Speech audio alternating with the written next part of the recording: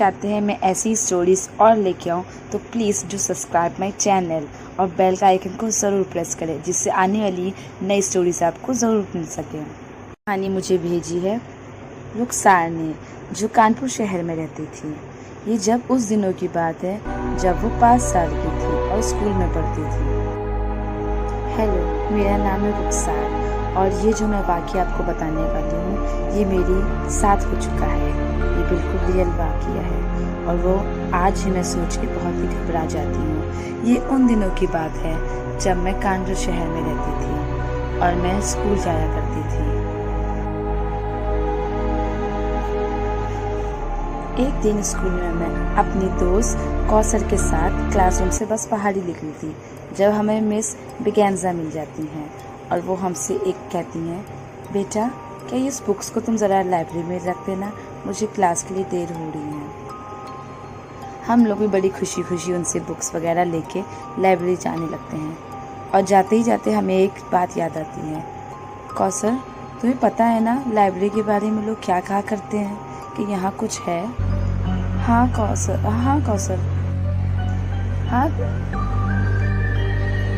हाँ रुखसार, यहाँ के बारे में तो न जाने लोग क्या क्या कहते हैं। हमारी बाकी सहेलियाँ भी बहुत बातें करती हैं। उनकी मम्मी यहीं पढ़ी हुई थी, उन्होंने कहा इस लाइब्रेरी के पीछे कुछ न कुछ वाक़या होते ही रहते हैं। हाँ कौसर, बात तो सही है, तुम्हें तो पता ही होगा ना, इस लाइब्रेरी के पीछे ही थी कब्रिस्तान है और लोग कहते हैं वहाँ तरह तरह की आवाज़ें भी आती हैं। चलो हम लोग बुक्स जल्दी से रख के वापस आ जाते हैं क्लासरूम में। ठीक है। जब हम मैम की दी हुई बुक रख ही रहे थे तो हमारा जाने हमें एक आवाज़ सी लगती है। हम दोनों ने एक दूसरे की तरफ देखा क्योंकि ना जाने वो आवाज़ कहाँ से आ रही थी। फिर हमारी नज़र पड़ती है लाइब्रेरी की पीछे वाली खिड़की पे, जहाँ से वो कब्रिस्तान साफ नजर आ रहा था। मैंने कौसर से कहा, कौसर चलो जल्दी बुक्स रख के चलते हैं। हाँ रुखसार चलते हैं। पर चलते चलते मैंने देखा कि उस खिड़की के पास खुद ना जाने अजीबोगरीब हरकत सी हुई, तो मैंने सोचा चलो ज़रा देखते हैं। पर मुझसे पहले कौसर आगे जाके खिड़की से देखने लगी। तो जब हम दोनों ने जो चीज़ देखी उसके बाद हमारी आंखें को तो विश्वास ही नहीं हुआ। आखिर ये क्या है? हमने देखा कब्रिस्तान पे एक दुल्हन जैसी खौफनाक औरत कब्र के ऊपर बैठी हुई है। हम दोनों को तो यकीन ही नहीं हुआ। आखिर उस दोपहर के टाइम वो औरत उस कब्र पे क्या कर रही थी और वो भी दुल्हन के जोड़े में। हमारे अंदर डर और खौफ इतना आ गया, हमने न दाएं देखा न बाएं देखा। उस लाइब्रेरी से जल्दी से हम लोग भाग के बाहर आ गए। जैसे ही हम लोग क्लासरूम में आए, छुट्टी का टाइम हो ही चुका था। रुखसार अपने घर चली गई और मैं अपने घर चली गई। पर उस दिन ना जाने मुझे अजीब व गरीब सी महसूस हो रहा था। मुझे नींद ही नहीं आ रही थी। मैं सुबह का दोपहर का खाना करके अपने रूम में चली गई। ऐसे ही करते करते शाम हो गई। उस दिन बहुत तेज़ बारिश हो रही थी और सन्नाटा सा था।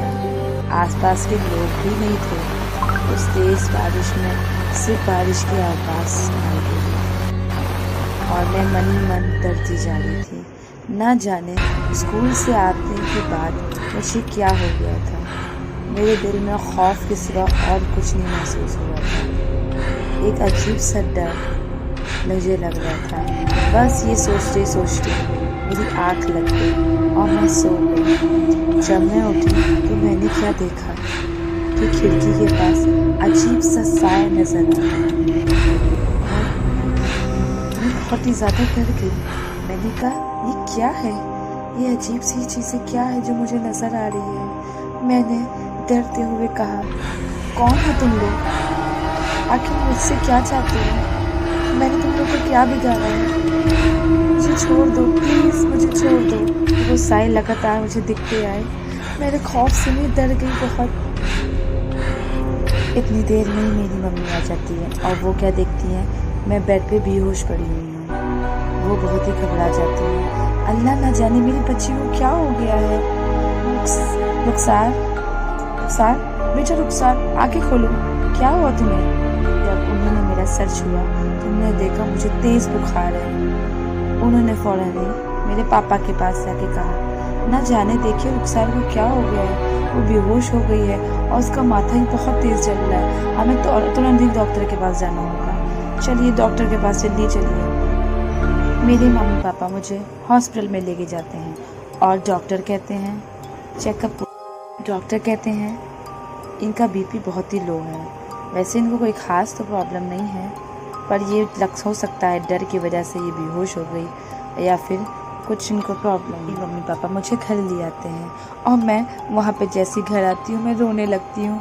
मेरे माँ बाप डर जाते हैं, बेटा रुखसार तुम्हें क्या हुआ, आखिर कुछ बताओ, तुम बेहोश कैसे हो गई, क्या हुआ।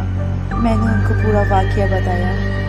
ये आज स्कूल की बात है, मैं स्कूल की लाइब्रेरी में गई थी, मैम के कहने पे बुक्स रखी थी और वहाँ हमने एक औरत देखी जो कब्र में बैठ रही थी और उसके बाद से मैं जब से घर आई ना जाने मुझे तरह तरह की आवाज़ सुनाई दे रही है और लोग भी दिखाई दे रहे हैं। बाप कहने लगे जरिए भी कि कोई दूसरा मामला है।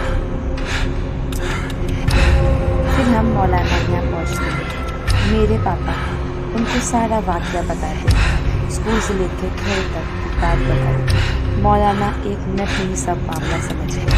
उन्होंने कहा इस बच्ची पे एक बुरा खबीस जिन चढ़ गया है जो इस पे धीरे धीरे हावी हो रहा है, दिखने से सुनने तक अब वो उसके शरीर पे कब्जा करने वाला है। आप अच्छे समय पे इसको लिया है क्योंकि आज दूसरा ही दिन हुआ है।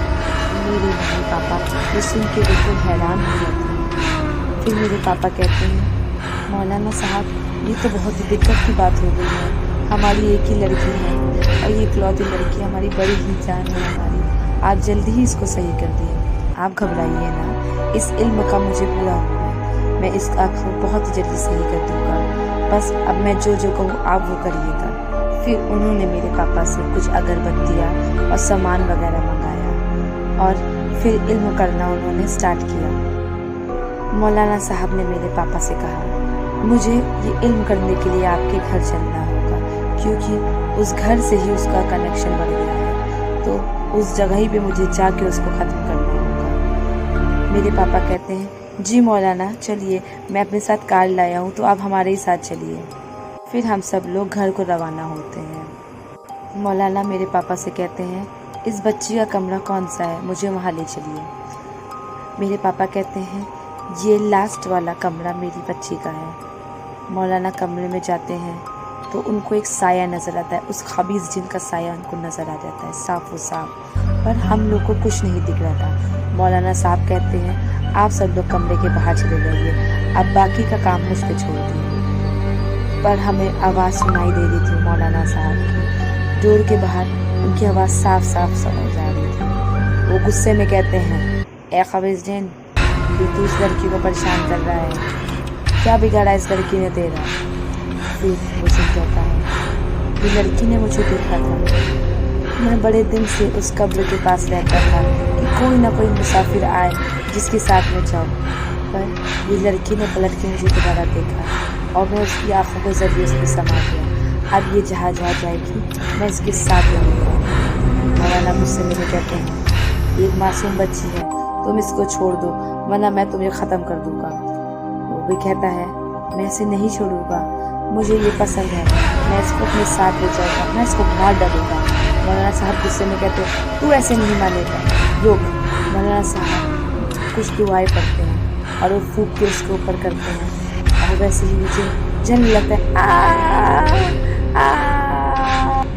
Hello my friends, I hope ये स्टोरी आपको ज़रूर पसंद आई हो।